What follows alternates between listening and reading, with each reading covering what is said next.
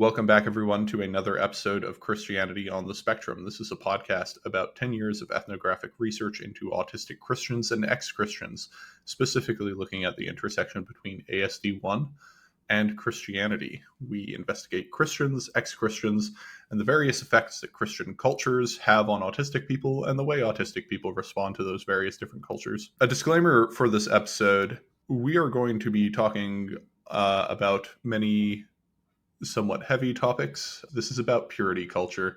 So if you listen to this podcast with your kids, this is probably a good one to not. So a lot of people have asked me about purity culture and how autistic people respond to purity culture and the various responses that you get and how it affects them. And I am not a purity culture expert.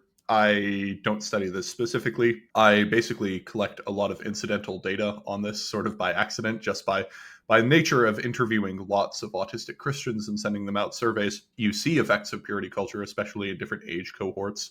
And so I have accidentally collected a lot of data and I've accidentally found out a lot about this.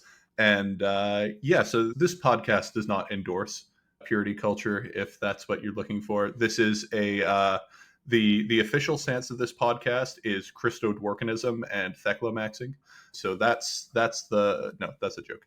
Okay, so in order to talk about this, when most people ask me about purity culture and my research on purity culture, I go, okay, I'm not the guy to talk about this. Isn't my field of expertise. What you really should do is go find Sheila Gregor and her group of researchers who work on purity culture and the effects that purity culture has on people. And it pretty closely tracks with autistic people. There are some slight deviations from it. That's close enough. And I was actually able to get in contact with the one person of the group who I really wanted to talk to, who is Joanna Sawatsky, who is the data analytics and survey and researcher person. The Autism podcast. We really wanted the stats and data guy. I love it. It's so fun. I really enjoy it. I really appreciated getting the email asking me to do a podcast. I've never had a request for a podcast interview where they just wanted me. They never, they always want Sheila, or Rebecca, which is completely great. And I am less polished as a podcast person because I practice less, which is perfectly fine. But I was very, touched to be asked to be the person to represent our little group on this podcast. Yeah, don't worry. The poor social skills and awkwardness are expected on this podcast. It's sort of a feature, not a bug. So I appreciate that it's a safe space. Yeah. So yeah, you were the research coordinator for Bear Marriage and a co-author of the book The Great Sex Rescue. And what you and your group basically do is look at mostly evangelical Christianity and the sort of sexual politics and sexual subcultures of evangelical Christianity. Is there anything else you wanted to add to let people know who you are and what you do? That's kind of it. I'm also a mom to two little girls. So I have my researcher hat and I have my mom hat, and very much have feet in both worlds. Yeah. So if you want a much deeper dive into this, there you can go to Sheila's podcast, in which will feature Joanna in many ways, and you can buy their books. Yes. And they've got workbooks, they've got lots of stuff. So if you want more, that's the place to go, not me. Well, and the hard thing with purity culture is it touches so many different things, and so it makes sense to have, a dedicated spot to be looking at not just purity culture, but also how does this impact sex lives today? How does it impact our experiences of church? What are the gender politics of all of this? That's really what Sheila and Rebecca on the podcast talk about every week. And it's been a fascinating journey for us to go on. I'm sure I'll tell the story about how we got started. And we didn't really intend. This was not a path that we said, we shall become the purity culture group. Yeah, many such cases I have found.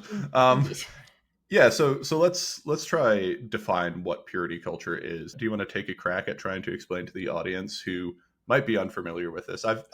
So we did an episode on relationships, Mm. and autism relationships. And the person I was doing the interview with was not a Christian and was not Uh. raised in a Christian environment. And I had to explain to her what purity rings were and Oh. like purity culture.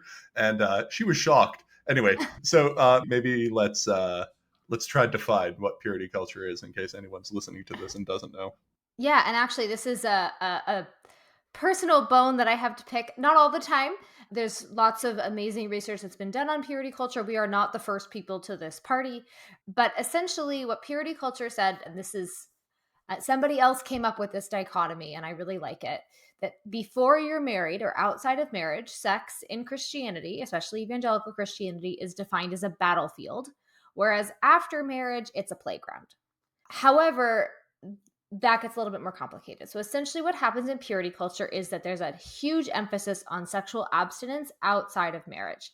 And the extent of that abstinence can vary. It can be no intercourse, it can be no sex acts at all. Usually it's no sex acts of any sort, but it can go even to no kissing before marriage. That was espoused by Joshua Harris in I Kiss Dating Goodbye. Notably, he has distanced himself from that now. But then the flip side of that coin, so we have abstaining before marriage, and then after marriage, especially women are taught that you need to be sexually available at all times. And it's your job to sexually satisfy your husband, because even though we expected responsibility and abstinence, responsibility maybe is the wrong term, but essentially the concern is that he will act out if you don't have sex with him. So even though he wasn't allowed to act out before you were married because of the rules, and also, again, like not cheating on your partner is a moral good. But even though there were expectations on his behavior before he was married, now that he's married, the only thing you can do to keep him from straying is doing the sex at any point. And so the combination of female sexual obligation after marriage and the importance of avoidance pre-marriage creates a really toxic soup. For women, that's really the push. For men, there's an additional layer. They don't tend to get the obligation message as much, but what men are told is that you are in fact a monster. And while women don't get to have needs, men have to be monstrous. There are books that say that they'll go through essentially normal sexual arousal, very banal stuff, and then they'll say, "Oh, and you've also masturbated in front of the gym." They'll equate normal arousal with illegal sex acts and imply that all men are one slip up away from, again, being perpetrators of sex crimes, which tells men horrible things about them, right? Then men internalize that they are monsters. And also, having done these deep dives into purity culture, the "but for the grace of God go I" that you always get after a dude is found to have had, have been a sexual abuser or other sexual impropriety makes a lot more sense having read the literature for men. So that's a more detailed definition of purity culture. My experience that typically it gets described only as far as the abstinence goes, and I think that we need to really talk about the abstinence plus the obligation, and then also just bringing in how it dehumanizes men, because this is really a set of ideas that dehumanizes both men and women. And I'm just never going to be over that. That makes sense. So my sort of TLDR is it's the sexual prosperity gospel. I'm not the first one to come up with that, but like No. that's basically what it is. The Yep. prosperity gospel is saying if you invest up front right now Yep. and you stay faithful to your investment, then eventually God will bless you and everything will flow. Like purity culture, the TLDR is basically it promised that if you denied and repressed yourself and suffered your own sexuality with fear and trembling until marriage, you would be rewarded by God for faithfulness with a blessed marriage, favored by God, and you would get all of your desires met. Yep. And failure to do this would lead to complete ruin. Yep. And so if you didn't do this, everything would go wrong. Mm-hmm. And I say this, of course, this is opposed to the true Christian sexual ethic, which is if you denied yourself, repressed yourself, and suffered your sexuality until marriage, you will be rewarded by God with yet more suffering and sexual hardship until you die. That's the proper Christian response to this. I But think I yeah, would agree with you. yeah. Hey everyone. If you're enjoying this podcast and want to support my work, please consider liking, subscribing, and commenting if you're listening on YouTube, or rating and reviewing the podcast on whatever app you listen to it on. Some people have asked me if they can support my research work and podcast or encourage me to continue doing this work that many autistic people find valuable. If my work has been helpful for you and you have the means to do so, I would appreciate if you could make a single donation or sign up for reoccurring monthly donations to the Against Malaria Foundation. I'll provide a link in the description. This is a very effective charity that helps prevent malaria by donating bed nets to people who need them. Each net costs around $2 and lasts for 3 to 4 years and protects on average 2 people. The statistics on this are well known.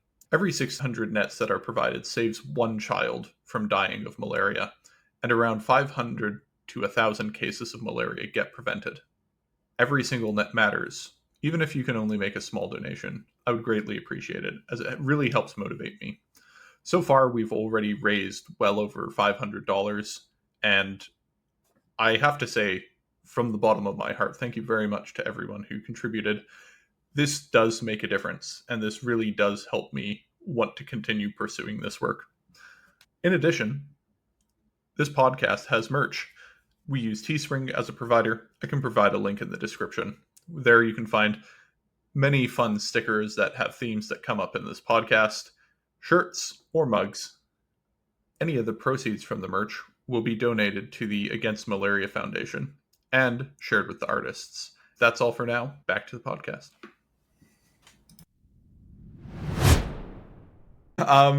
So it should also be noted that purity culture isn't a monolith. It came in various dosages Mhm. uh, and various different forms.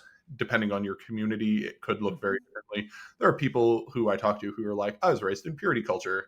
It's like, oh, can you describe that? And they're like, well, yeah, we weren't allowed to have sex until marriage. And it's like, oh, that's not quite purity culture. That's not what most people talk about. That's sort of a normative Christian sexual ethic. But then some people were like, I was told if I kissed a boy before I married him, I was basically pre-cheating on my future husband. And so you get a wide gamut Mhm. of what people describe as purity culture. Uh, it's mostly a phenomenon that started in the 90s. Like these ideas existed long before the 90s, but the 90s are when they really started to take off in Christian publishing and Christian media. Mhm. And yeah, so I grew up in the 90s, early 2000s, and so I got to witness all of this going on. However, as an autistic person, autistic people generally fell into 2 categories. I found responders and non-responders, and I was in the non-responder Mm. category. I thought these people were insane when Good for I you. heard them talk. I went to youth events, and they'd be like, if you kiss a woman before you're married, you're pre-cheating on your future wife. And I thought that doesn't make sense. How do bodies store kissing records that your wife would be able to access? This doesn't work. And I had very poor social skills and I wanted to improve them. So I read a lot of psychology books as a preteen to learn about them. And they talked about dating and relationships in those. And so I was given good data and Mm. analytics before I actually got the messaging of purity culture. I started reading them when I was 12, which is when I kind of realized something was wrong with me. And yeah, so by the time purity culture really started to hit me, I didn't it never took. However, this is not the case for many people. Yeah, the I also found it really funny how they would talk in very vague and uncertain terms, and this often led to deep confusion. So I've told this story before, but I had severe gender dysphoria as a teen, and I thought that was a normal part of puberty because at Mm. Bible camp when they talked about it, they're like, your body is going to go through changes, and you're going to get these feelings, and they talked about it in vague terms. And it turns out not everyone has severe gender dysphoria. But from Bible camp, I thought everyone has this. They just don't talk about it because it's weird and embarrassing. Uh, Mm. but yeah, so many variants, many different types. This is not a monolith. It was very culturally and community specific and dependent. Yeah, so I often get the question, isn't this just normative Christian sexual ethics? What would you say to that? So, first of all, normative Christian sexual ethics vary. through the centuries would be my actual deep dive. Thank you for letting me just anyway, I appreciate getting to speak to other neurospicy people. This is the So autism podcast. You are exactly, allowed. it's You are so nice. allowed to I do can it. just go off. Anyway, so there have been times where it was, the norms were Beth Allison Barr has a flow chart of when you were allowed to have sex at different points in the medieval year. Like it was, you couldn't do it on a Sunday, you couldn't do it was a feast day. There were all of these, like it was pretty rare that you were allowed to even just have PIV sex. And then any sodomy meant not what we would think. It didn't mean gay sex. It meant any sex act that pretty much wasn't PIV sex, is what I understand. So the Christian sexual ethic has varied. However, typically it is that sex is reserved for Christian marriage. That I would say is a fair description of what has been the norm down the centuries, with variation, right? Like it's again not a monolith, but in purity culture, first of all, one of the really interesting things that we found in our data is that there was a real rise in people not kissing before they got married. That wasn't a thing before. Like in the 40s and 50s, 60s, 70s, 80s, people were kissing before they tied the knot. That still is very much the norm, but the rise of people who chose not to kiss until the wedding very much is a purity culture number. Additionally, the emphasis on the you're going to have the best sex life possible, this is the way to get what you've always wanted, very much came as a reaction to rising teen pregnancy rates in the 90s. So, this was a way to fight against comprehensive sexual education. It was a way to plant the flag from a culture war perspective. There were a lot of cultural reasons why the dial got turned up in a lot of ways on what women need to do. However, so that's the side that says pro, yes, this is different. On the con side, one of my personal favorite deep dives that I've gotten to do this year is to go back and read marriage manuals and books from the past. So I've been really looking specifically at the 1970s, looking at Elizabeth Elliot's work as well as Maribel Morgan's, and they were kind of the first. Well, there was another woman who in the 60s who wrote stuff, and Maribel Morgan built her empire off of Helen Andelin's empire, and then Helen Andelin based her stuff off of stuff in the 20s. So these ideas did definitely transfer over time. You can see a thread that connects all of them, and it all kind of connects back to sort of Victorian morality as my overall theory. There's a desire to go back to the patriarchal norms that you see in Victorian England, which, as someone who is my other big interest is women's lit or lit about the women's issue from Victorian England, and it was a horrific time. Women lost their identity upon marriage. So, in as much as purity culture is a desire to go back to women being the sexual objects that men have to act upon, that is, I think, a desire to go back to coverture, which is a desire to go back in time. However, the specifics of the marketing, very much a novel thing, if that makes Yeah. sense. Yep. My response to this question is no, it isn't normative Christian sexual ethics, because normative Christian sexual ethics emphasizes chastity, self-restraint, and sexual repression basically throughout your entire life, not just pre-marriage. It's Christian sexual ethics is many things, but permissive is not a word I would use to describe it.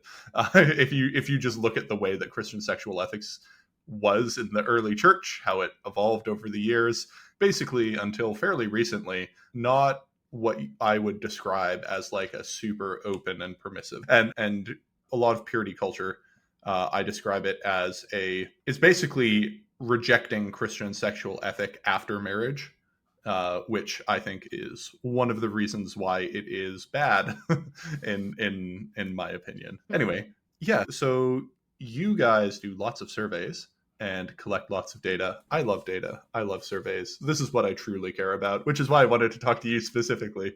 Yes, and in our email exchange, you told me that in one of your latest surveys, you had a checkbox to ask if someone was autistic or not. And this is really interesting for me because I have not had a chance to do a differential analysis between autistic and non-autistic responses to purity culture, but you might have some insight into that. Can I just you did a sort of talk through the very data? We are, as I said, I am a mom. I have 2 kids, so we are in the middle of a teacher strike right now. So suddenly I am homeschooling for weeks on end. We shall see how it goes. So essentially, all that is to say that I have very top level data. I like dipped my toe in the pond and was like, is there anything here? And indeed there is, which I was not surprised by. I was kind of glad that there was something. Otherwise, I would have been a little suspect. But no, we do see largely. So, what I looked at is essentially level of belief to 17 different statements. The sociological term for them would be gender ideology statements. So, how do men and women relate to each other in the church? And also, like, what are people allowed to do for divorce? Is porn okay? Some of those questions. So I had 17 different statements that respondents ranked their level of agreement from strongly disagree to strongly agree. Also, getting into the weeds, I like to not include a neutral option. So people had to pick if they slightly agreed or slightly disagreed. That is I will plant my flag in that particular group of survey development people. And then I looked at differences between autistic and non autistic individuals. I didn't look, this was a match pair survey. I just looked at all respondents, not respondents who we could match, because we couldn't match a lot of people. And I wanted to especially preserve our men who responded. Essentially, yes, I did find that there was a difference in agreement with beliefs. Not all of them. So I'm not like, yes, for sure, this is a thing. But what I noticed broadly was that when there was a signal, so when we did see statistical significance, it tended to be that autistic individuals were more likely to be in the strong agreement category or the strong disagreement category, as opposed to more neutral responses. So more of your slightly agrees or slightly disagrees, where you tended to see the difference. Yeah, so that's exactly what I would expect to find. Listeners of this podcast will know that one of my frequent phrases is bimodal distribution, because whenever I'm talking about autistics and stats and surveys, it's always hard on the poles of the 5 point Likert scale, where you're either strongly agreeing or strongly disagreeing, Mm-hmm. and not as much in between. There's Yeah. still some in between. Basically, what I tell people when they're asking for this is I say, go read Sheila's books, go read all these books, and then take the worst case scenarios and the most severe cases and probably like double those. And that's where you find most autistic people. And so, yeah, basically what you get is this overall tendency, and in this overall tendency, autistic people just end up on the extremes. And this is basically in every single scenario that I've found. I've yet to find an exception to this behavior, and I've looked in a lot of places. So yeah, this is not good, I would say. So basically, I'm not a big fan of purity culture, mostly because I deal with some of the hardest hit recipients of it in my surveys and my talks. Mm-hmm. And I don't see the people who sort of mediumly respond to it. I see people who either hyper respond or hypo respond. And so maybe there is a healthy middle ground with this stuff where like a reasonable mind will filter out some of the garbage and not take it as seriously. That's not what happens with autistic people. Autistic people, like, it's either completely true or it's not. You're either fully in or you're fully out. And if you're fully in, you're fully in on all of it. And if Yeah. you're fully out, you're fully out on all of it. And autistic people have a lot of cognitive biases and tendencies. So hyperliteralism, like taking exactly what a person says on face value as the exact thing. Black and white moral thinking. When it comes to making moral decision making, it's either completely yes or completely no with no shade of gray. A lot of religious OCD and rumination and difficulties with, oh, I've broken this one law. I have now destroyed my life, or God is going to punish me. And, purity culture is basically like, what if we gamified religious OCD and tried to apply it to the culture war. And when you have a population who already has a pretty large bias toward religious OCD, it basically just, it's like pouring gasoline on a bonfire. There's no way that it makes it better. Also, other factors like high anxiety, poor abilities to pick up social cues, and a general overall social confusion that makes it hard to deal with members of the opposite sex. And so when people are saying this is how you deal with them, or this is what they're like, then you sort of just take those on face value because you sort of don't understand what those people are like. And yeah, so not good. Not No. good in most cases. In some cases, though, you have hypo responders, just people who hear it and go, "This is obviously wrong." Like I Mhm. said, I was one of those guys. There are quite a few of us who basically heard it, and a lot of autistic people have this category in their brain where they go, "Oh, this is one of those made up rules that people just do. Like this doesn't apply." When people ask you how your day is, and you're like, "Okay, you obviously don't care about my day. You're just going through a social ritual with me." Mhm. A lot of them thought the purity culture was that, and so it wasn't to be taken seriously. So yeah, I was in that category. So I remember hearing you all this stuff and going to youth conferences and hearing this and just being like, no one actually believes this though, right? Turned out lots of people did. Mhm. And yeah, so I did talk to one girl who had a very funny story, and this sort of typifies the hypo responder response to purity culture. She at youth group, they told a story about how a girl is like a rose, and every Mhm. time she has an interaction with a boy, like a Yep. romantic interaction, a petal gets taken off, Mhm. and eventually you'll be left with no petals and no boy will want you after that. So you need to keep it tight, don't date without intention, don't kiss other boys. So she went home and found a rose and started picking off petals and concluded that she could kiss at least 14 boys before anyone would start noticing, because the rose itself looked fine after she took off 14 petals. So um, We yeah. love this for her. Yeah, and actually, our research has shown that never believing these teachings, these ideas, tropes, whatever word you want to use, was really protective for people, right? Like it has impacts in marriage, marital and sexual satisfaction today. And that was our first paper that came out last year at Sociology of Religion. And that was one of the really interesting things I thought was in reading or in doing that research was really investigating why or the impact of that hypo response, so not responding to purity culture. How did that play out in the long term, and seeing that actually it did make a difference? And I think that the challenge um, is, and I want to be careful here because I think that it is more than fair to have gone through the horrors of purity culture, the gauntlets. There is so much church hurt that I don't even like that term because I feel like it minimizes the pain that people feel.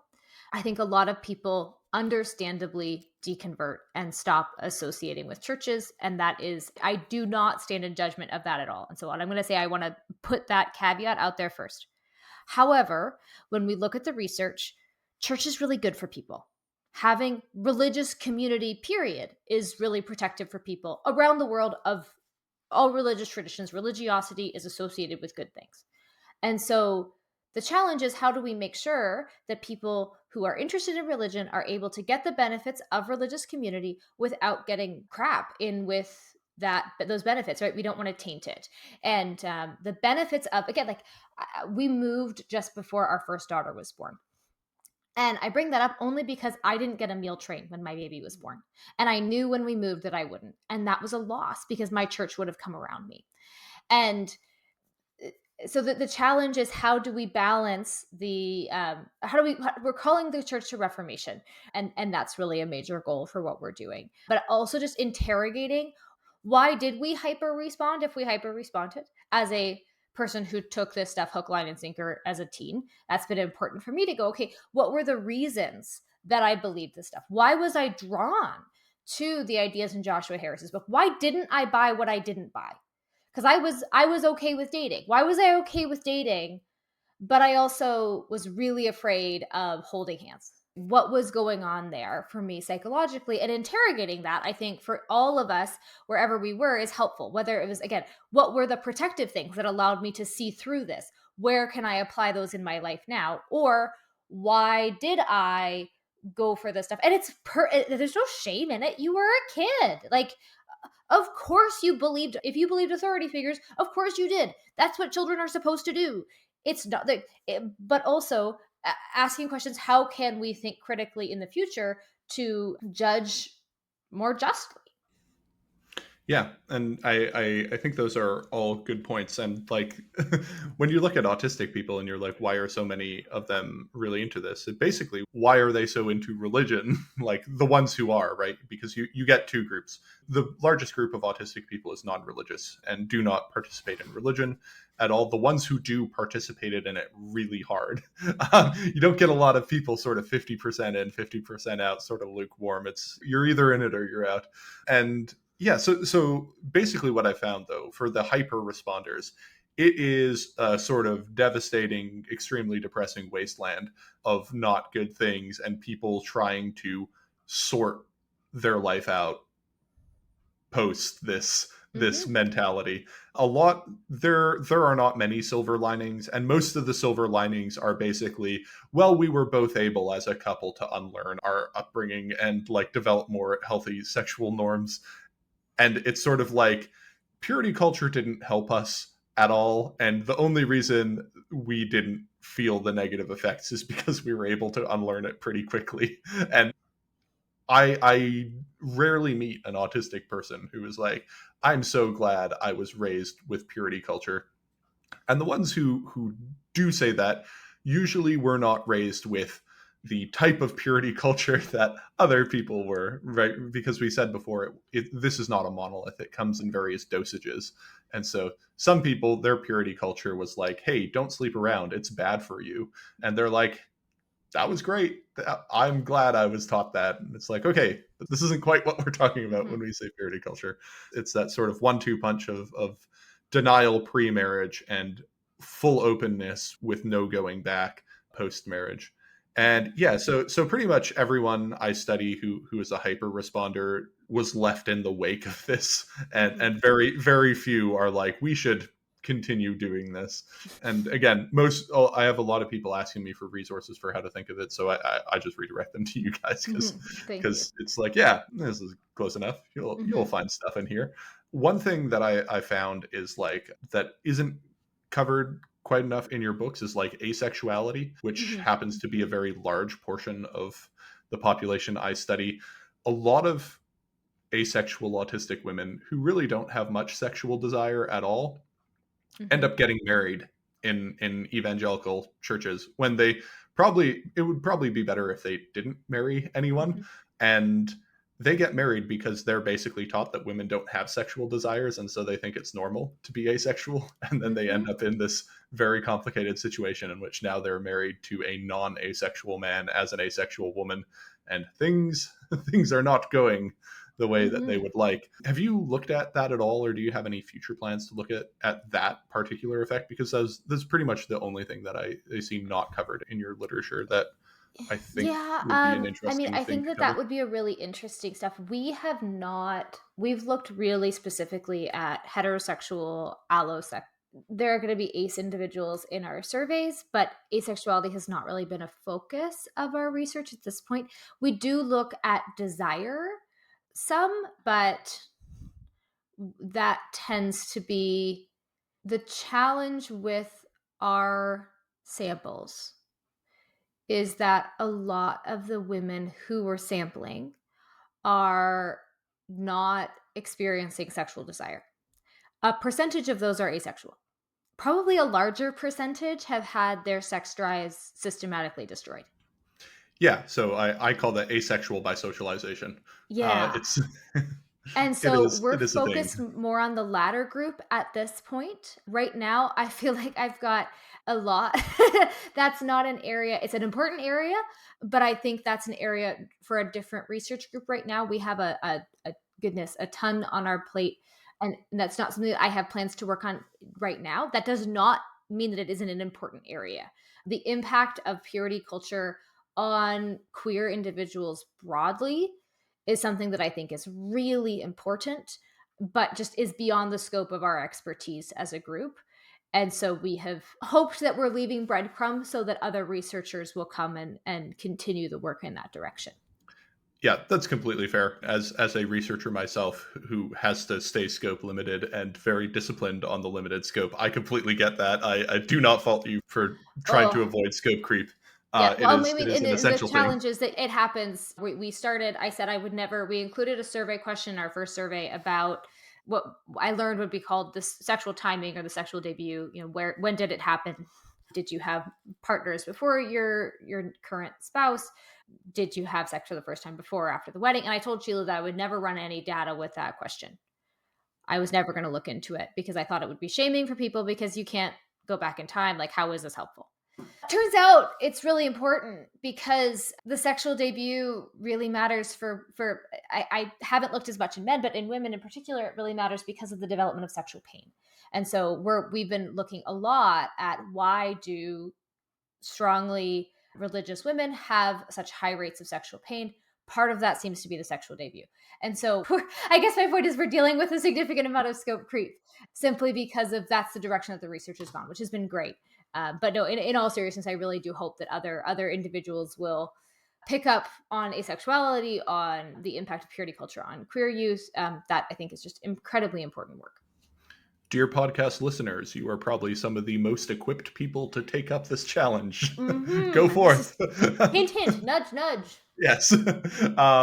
Yeah, no. I know many people for whom this would be a fruitful area of research or interest for them. But yeah, so the effects on the hyper responders, I've broken them down into female and male because they're very different. The overall trend is that when you go with autistic women, the hyper literalism and black and white thinking that autistic women have lead them to just taking these things extremely seriously, like to a T. And basically, they're taught this is the playbook. Okay, I'm going to follow this playbook. And that is often because we have difficulties socializing and we don't know what we're supposed to do. And someone comes along and gives you a book and says, this is the guide that if you follow will lead to you having good outcomes. And so they just do it. Right. So I mean, I'm really into powerlifting and people ask me like, how did you get into it? Like, how did you try it? I'm like, I literally picked up a book and I read it and then I did everything it said in that book. That's what I did. Like that is the full extent to which I've done that.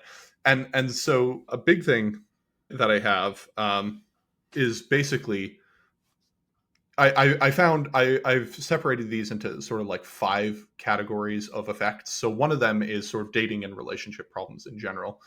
So we have this effect I talked about before, which is asexual by socialization, which a lot of autistic women basically they will like start to feel sexual attraction in puberty and like through the power of religious OCD and autism destroy that impulse within them because they're taught that this is actually bad. It's bad to feel attraction to boys. It's bad to, you know, want to think about someone in a romantic way. And so they just like suppress the thought, suppress the thought, suppress the thought. And like these have sort of longer term implications. Not that they can't be undone, but that when you basically tell yourself, I'm not attracted to men, I'm not attracted to anyone, any form of sexual desire is bad, I need to suppress this until I'm married, that will have effects on you. And this often leads to like some extreme confusion and more specifically stunted relationships or the inability to form relationships. A lot of autistic women that I talk to, especially in their late 20s and 30s and beyond, talk about how they always wanted to date, but they never knew how they were supposed to date. They didn't know how to initiate. They didn't know how to do any of this because they were just under the assumption that if they like stared at a man from across the room long enough that something would happen. They weren't supposed to show any desire or any interest. And I've talked to quite a few autistic women who are like, my flirting strategy was to look at a guy and then if he looked at me to look away and not respond to him at all. And like that's not going to work well if you want to be in a relationship. And Yeah, like believing romantic interest is a sin is something that comes up a lot. So like desiring to be with a partner in a romantic way, like not even in a sexual way, just like wanting to hold their hand, and you're like, I'm dealing with this sin issue inside of me Mm. and things like that. And just another big thing is a sort of shock and betrayal when they learn their peers aren't taking it as seriously as them. Usually later in life they're like, wait a second, you guys weren't doing this. I the only one doing this? Was I the only one taking this seriously? And in some cases in their friend groups, it's like, yeah, you were literally the only one who took this really bad advice to its worst extent. Yeah, and this often leads to them developing an extreme aversion to men and male sexuality. You see it very pronounced in autistic women, where they're like, oh, men are actually terrible predators. So another theme in this podcast that comes up a lot, just because I found them such a fascinating group, is radical feminists. So Mm. autistic Christians who become radical feminists. I often joke that the difference fundamentally between an Andrea Dworkin and a Doug Wilson is that Andrea Dworkin thinks it's bad and Doug Wilson thinks it's good. And basically it's like, yeah, actually men are horrible predators who are coming to get you, and we should do everything we can to limit any sort of male form of sexual expression and sexual desire, and that's a good thing. And like a lot of autistic women internalize these things. A lot of autistic women, often the ones who do get into relationships, I love autistic women, they're great. A lot of times they share a lot of personal details about their lives that you did not solicit or ask, and are quite open about things. And so Mhm. a lot of them talk about like just sexual mechanical issues that they have, and they trace back to probably purity culture or purity culture related things, because at some point mechanisms in your brain and body have to sync up, and when you have been breaking them intentionally in your brain for that long, they might not sync Mhm. nearly as well as you would like. Yep.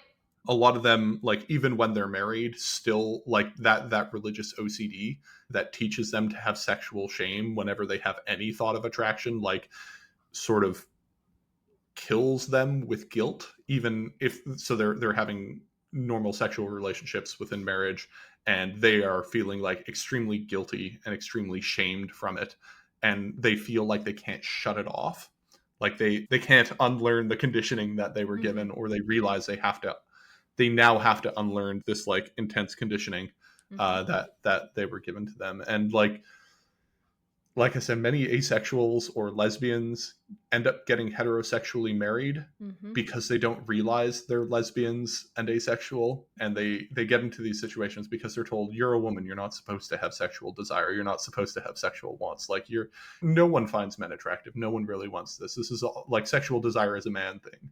Mhm. And so they internalize these, and they are like straight up lesbians, and they end up getting married, and now they have 3 kids, and they're like, John, what do I do? I'm like, girl, this is not a problem I can solve for you. Like, No. I'm sorry. Like, this is many layers above my pay grade. Please see a professional. Mhm. Yeah, and a really big theme is just extreme feelings of shame post marriage, and never being able to like actually appreciate things for what they are. A really big one. Another really big thing that comes up a lot is confusion and trauma from sexual assault or sexual objectification that Mhm. happens. So, autistic women are far more prone to sexual predation and sexual assault than non autistic women, mostly because of social naivety and things like that lead them to be targeted by men. And yeah, this leads to a lot of serious problems. They don't report when things happen to them because they're shamed about it, or something happens to them and they think, I'm ruined for life now. Like, I am now that chewed up piece of gum my youth pastor said I would be, and no man is going to want me. I'm going to start self harming, Mhm. and things like that. So, lots of just like really bad lifelong issues that come from experiences of sexual assault or sexual trauma, or seeing your friend go through it Mhm. is another common one, and then trying to figure that out. A lot of them will report to me, they don't realize they're reporting it to me, but they will report to me that they are experiencing marital sexual assault, Mhm. and I have to be like, you know that's not normal, right? This isn't actually how things should be. Even if you're married, this is bad. You understand that, right? And I have had to have many of those conversations, far more than I ever thought I would when I started Yeah. this research. Marital rape is Um, an epidemic, and that's a real yeah, problem that it and doesn't get talked about nearly enough. purity culture basically says, well, this is fine. This is how it is Yeah. because your job as a wife is to basically absorb the sexual violence of your husband if he Yep. is being sexually violent to you, so that he doesn't cheat or so that he doesn't leave you. And Yep. it's like, actually, this we have a term for this, and it is illegal. You should probably call the police. And they're like, but I love my husband. Okay, again, far more above my pay grade than I am capable of addressing. Just know this isn't actually normal. Mhm. uh, and things like that. Yeah, so that happens, and a lot of these things lead to disillusionment and deconversion. Mhm. So I have a model of deconversion that I use for autistic Christians. It's probably more broadly applicable. I just haven't tested it, which is called the cognitive dissonance pressure cooker, which is basically everyone has a certain level of tolerance for cognitive dissonance. If that cognitive dissonance gets raised too much, the pressure vessel explodes, and lots of things cause cognitive dissonance.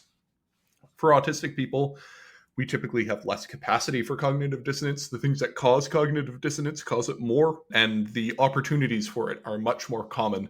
And so we just deconvert at much higher rates for that reason. And then the release valves for it don't work for a lot of us.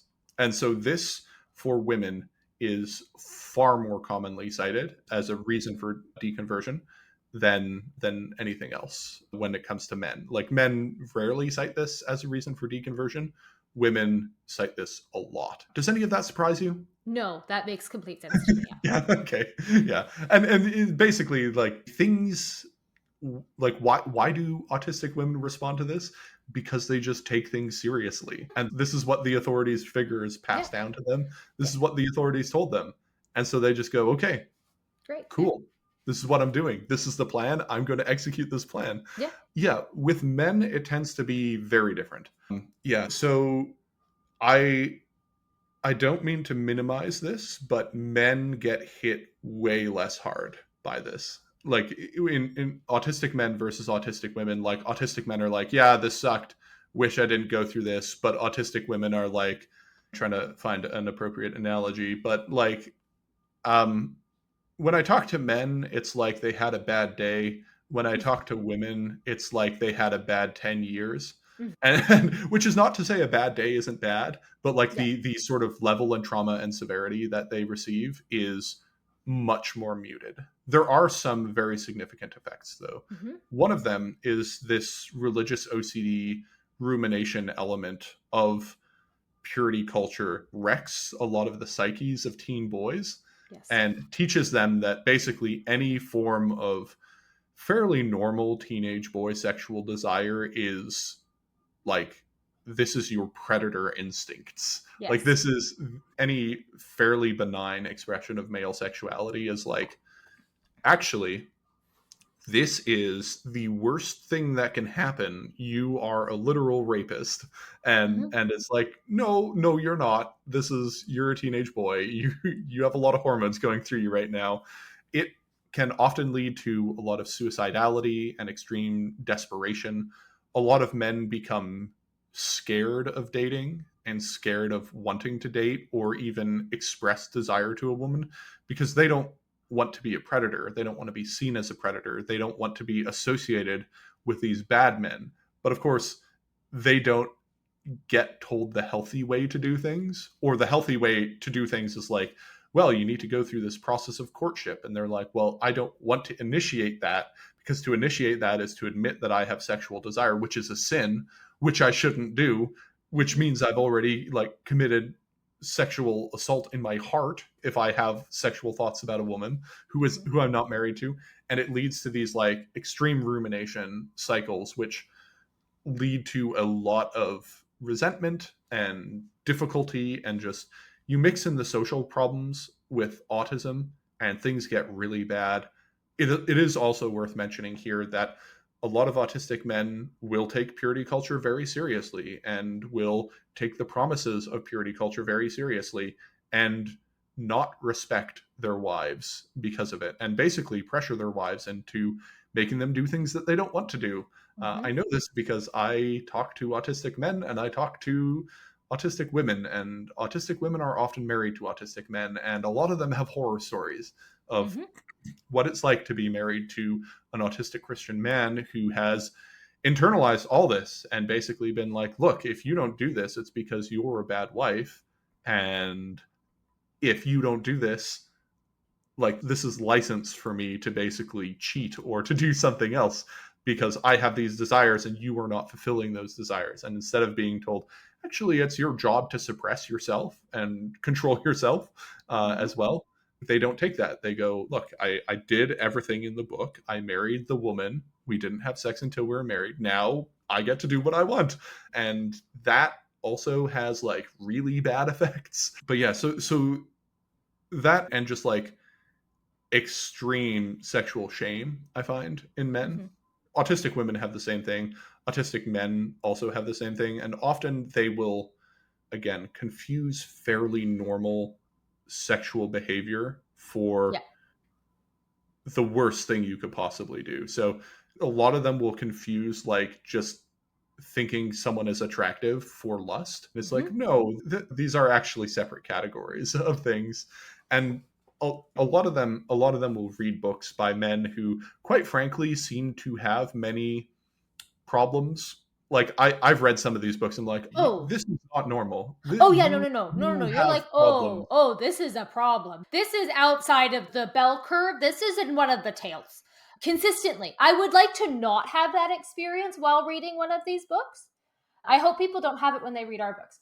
But no, that is a very consistent thing. And I think that the challenge is that then men, the guys who write these books, a lot of the time you go, oh, this guy is like a problem, like a problem, like he's trying to teach other men to be problems and to abuse, because then he doesn't have to deal with his own stuff. And so it's the cycles that come from this are tragic. So I'm a digital forensics investigator. Mm. As well, I sometimes am a digital forensic investigator in my current job. I've been trained to do digital forensics by the RCMP. I did digital forensics in counter trafficking for about 8 months. I have become deeply acquainted with the world of sexual predation in a way I've never wanted to, Mhm. but I have just by being in this field. It's one of the big things that you do. And a lot of like you read what people post on forums, and then you read about things that you find in like evangelical books about male sexuality, and you're like, ooh, this should not be as similar as it is. This is deeply disconcerting that there are all these parallels here. I think you might actually be a predator. I think you might actually have something wrong with you. And you're just assuming this is normal male behavior because you have it. But this is perhaps you should not be teaching men to think about themselves like this, because No. this is actually causing very large long-term issues Mhm. that you might not realize because you have unresolved issues that you have not properly dealt with, or you have decided that your own proclivities are actually the norm and normal when they are in fact not. Yeah. And I think my big question, there are always going to be troubled individuals who want to write books trying to convince themselves that it's not a problem. Thank you very much. It's not a problem. That is always going to exist. It is a tale as old as time. But why did evangelical culture, like, why did this stuff get popular? Why did pastors teach it? Why did the youth leaders teach it? Why did everybody fall for this? Like, why did the youth group leaders do the skit with the rose? Because we all had some equivalent of that, right? They glued two pieces of paper together, or they took bites out of a chocolate bar. Like, everybody had their thing. We all saw the skit. Why did people choose to do this? I don't have an answer, but that's the question that's rattling around in my brain. Like, the fact that there were people who stepped up and wanted to be authors in this way and write problematic books, that's always going to be a thing. So why did the gatekeepers not gatekeep in an actually healthy way? Like, we do want there to be gatekeepers to keep, again, men who are going to normalize sexual predation from writing best-selling books. And instead of being gatekept and say, "Ooh, actually, no, that is exhibitionism. This is not okay." Instead, these books were highly advertised, highly pushed by larger organizations. Why did that happen? Yeah. So I've thought about this a lot, and I think the answer, or at least part of an answer, is lack of alternative. So lack of compelling alternative counter narrative. This is a thing that comes up a lot in like information warfare spaces when you're looking at why are campaigns successful and why are others not. Often one of the biggest factors you find is a lack of compelling counter narrative. And Mm. I think that is a really big thing in evangelical culture because sex and sexuality was sort of like a taboo thing that you don't talk about, that you don't engage with. And then all of a sudden, this group is like, yeah, let's talk about it. Think about there was a book published or attempted to be published a while ago called Beautiful Union. Oh, Are you familiar? oh yeah. I, Yeah. I, I, And I and I remember that there was all sorts of, it was very flowery language. As I recall, it equated ejaculate with the Holy Spirit. Is that right? Am I thinking of it yeah, correct? and it described ejaculate as a gift given to a woman, Yes. and lots of weird stuff like that. But the reason those books get published is because if there really isn't anything else in this space, right? And so no one is talking about it, and so people are just putting out what they think because who like right now if you are to put out a book on autism that is wrong you will get attacked by many different sides. Ask me how I know. Anyway, I get many emails telling me I'm wrong about things because there are many counter narratives within the autism space. Within Christianity, because sex and sexuality is pretty taboo, there just isn't compelling counter narrative, and I think that's one really big thing. Mm, It's also why I recommend your guys' work because it's thank like you. it's a compelling counter narrative to a lot of purity culture stuff. It's also data driven, which like to me it's like this is good because I think one thing also to emphasize about this purity culture stuff is a lot of it is vibes based. It's just like source, it came to me in a dream type of stuff. My favorite is when they actually claim to be data driven, but they're not. Yeah. So Oh, they'll yeah, say, there's a lot of that. "Oh goodness," they'll be like, "Oh yeah, we did a survey," and then you're like, "Oh okay, who'd you survey? You're talking to Christians. You surveyed Christians, right?" And they're like, "No, it was a nationally representative sample." I'm like, "Well, we're talking to Christians. Okay, how was your question?" "Oh, it was double barreled." Yeah, the number of double barrel questions that you find in a lot of things. No, And for and those then who they'll don't say, know, a double barrel question is like asking the question, would you like an ice cream and be punched in the face, or would you like to be hit by a car? And people are like, I guess ice cream and punched in the face. And then you go, look, we have data showing people love being punched in the face. It's like, no, they don't. You put in two unrelated clauses in the survey "Yep." question. Or you can change the meaning effectively. So my favorite example of this in this field is that the idea that men need respect and women need love, period, full stop, is from the book Love and Respect, as it's also discussed in Shanti Feldon's For Women Only. And what they did in the survey is that they asked men, would you rather be alone and unloved or inadequate and disrespected? I personally would rather be a hermit, which is what it is to be alone and unloved, versus being both inadequate, so not effectively doing the thing I set out to do, and being disrespected for it. I tried to be a scientist for a while, and I'm just horrible at lab work. Like, I'm just not good at it. Does not, my particular variety of neurospicy and doing long molecular biology protocols did not mix. I was inadequate at that job. There were people in the lab who didn't like me because I sucked at it. That was a really hard time in my life, understandably. Being a hermit would have been a lot better. But what the researchers said, researchers in air quotes, said that, oh, well, therefore, men need to be respected because they'd rather be alone and unloved and inadequate and disrespected. And then they didn't ask women. And what they claimed was their data for women, literally, I am not joking, you can look, it's in Love and Respect, is the greeting card aisle. They claim that because cards for women talk more about love than about respect, therefore women need love. That's the argument, right?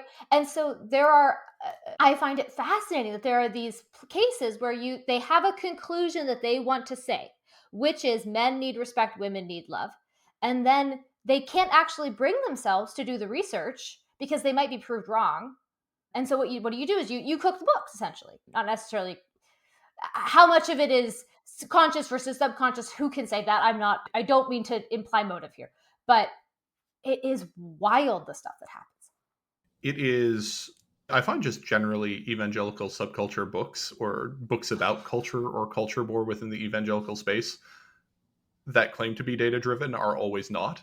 I'm deeply familiar with data on many of these controversial issues that touch over things, just because, like, when you're dealing with autism, you have to be aware of trans issues. And then you read a book and it cites a statistic like, 90% of trans people will end up just being gay if you leave them. It's like, you that is incorrect. You are, I know which study you're citing, which you think claims this, and that's not what it shows. What it shows is that 90% of people who show up to a gender clinic end up being gay. Just because you show up to a gender clinic doesn't mean you were ever going to transition. You know who might show up to a gender clinic a lot? People who are confused about their sexuality. That, like, when they're 12, right? That because they're trying to sort things out, so they might think. So it's like, yeah, did you not think about this before? But you will have people in the evangelical world like Frank Turek using that as a stat, and then other people take it and use it, and it's like, you guys don't understand what you're talking about. Anyway, Mm-hmm. and this happens all the time in evangelical, like, marriage books as well, Oh, that I found. It's just sort of like brutal in how bad the data science is. Sort of like a very hard for me to be charitable, because I can forgive ignorance, I can't forgive incompetence, and this is incompetence. This is like, no one who is actually trying to do a good survey would do this, no. or if they did do this, they would give you 100 reams of caveats beforehand to say, Yeah. look, this is a limited data set. This is what you can and can't imply from this. We think it's a good data set. There are lots of good objections to this, blah, blah, blah, blah. They don't do any of that. They just state as fact. And then these sort of memes go into the air and get reproduced by pastors who Mm-hmm. uncritically read the books and don't look into them. And you have this whole sort of like internalized knowledge generation system based Yeah. on vibes. Well, also on the conference circuit, right, there's big money to be made. There's a lot of prestige that comes with being a speaker. And because you are a speaker, then you get to have more speaking gigs. Because you are a speaker, then you get to write more books, right? It becomes this cycle of authority, but the foundation is faulty.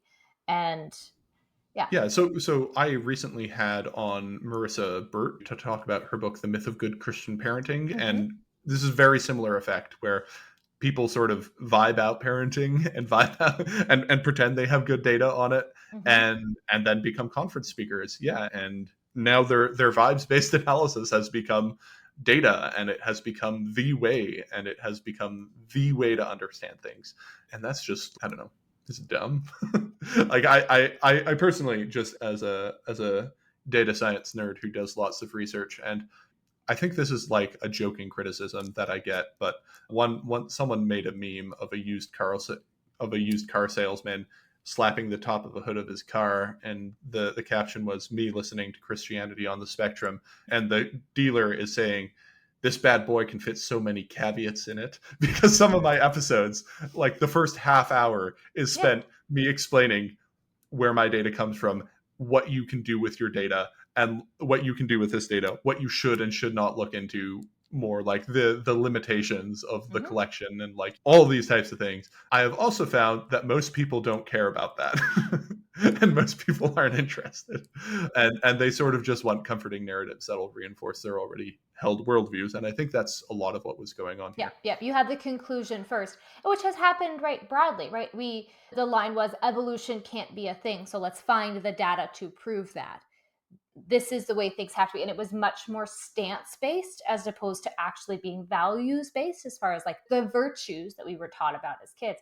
And that's been for me a real comfort to go, actually, my loyalty can be and ought to be to the virtues. And I found that to be really helpful. And I think that the tragedy of all of this, the book Love and Respect talks about how women should put up with horrible treatment and treat it as service rendered unto Christ. And it made me incandescently angry. as somebody who is a bit of a history nerd, that is a source of Christian comfort that has existed for centuries, for millennia, for as long as Christianity has been a thing. Christianity was very popular among women and slaves. Women and slaves had no rights in ancient Rome. It was, especially slaves, it was horrific the way people got treated. The same word in Latin was used for ejaculate and for urine. Men were just believed. The Doug Wilson theory of masculinity has nothing on Roman masculinity. Rape was normalized. It was terrible. And suffering was allowed to be service rendered unto Christ because there wasn't an alternative. What were you going to do? Get yourself crucified, get yourself killed, and be like, there weren't options. And so bearing up under suffering as service rendered unto Christ is a great comfort for those who genuinely don't have agency. And tragically, there have always been people in the world, and there continue to be people in the world who don't have agency.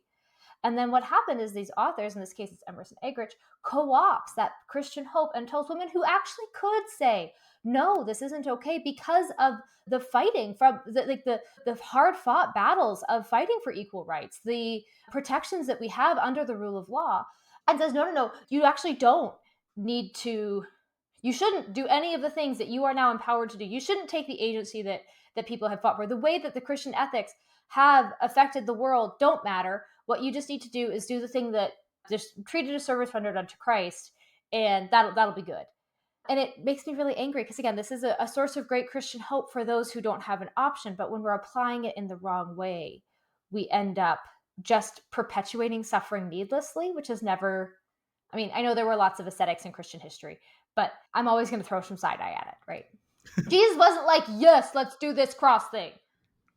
Yeah, you're going against the official podcast sexual ethic of Thecla maxing. Self-denial. It's all there is to it. You just haven't asceticized yourself enough. I'm joking. Yes. That is, however, a very common way that autistic people think about sexuality. Yeah, lots of ideas for sure. Anyway, yeah. Do you have any? I think this is a good place to end the conversation. Do you have any parting words where people can find you, where you would direct them, or what books in your set of books you would recommend them to start with? So as far as books, it's a choose your own adventure situation. I am a co-author on 2 books, but I have done stats for 5. We have a lot of different options. If you're looking for a book specifically about purity culture and how it affects women, like in our sex lives today, we have The Great Sex Rescue. That also tends to be helpful for men, but it's the intended audience is much more women. Looking at impacts on the next generation, so sort of a what do we do now, as well as a deep dive into modesty and dating rules. So sort of really deconstructed like what happened to us as teens. We have She Deserves Better. Which is endorsed by my wife. Oh, that's awesome. I didn't know that. That's super fun. Yes. Anyway, continue. Okay. And then if you're looking for just how do we do it? What are the ground rules? And honestly, Sheila happened to be a family friend. That's how we got connected.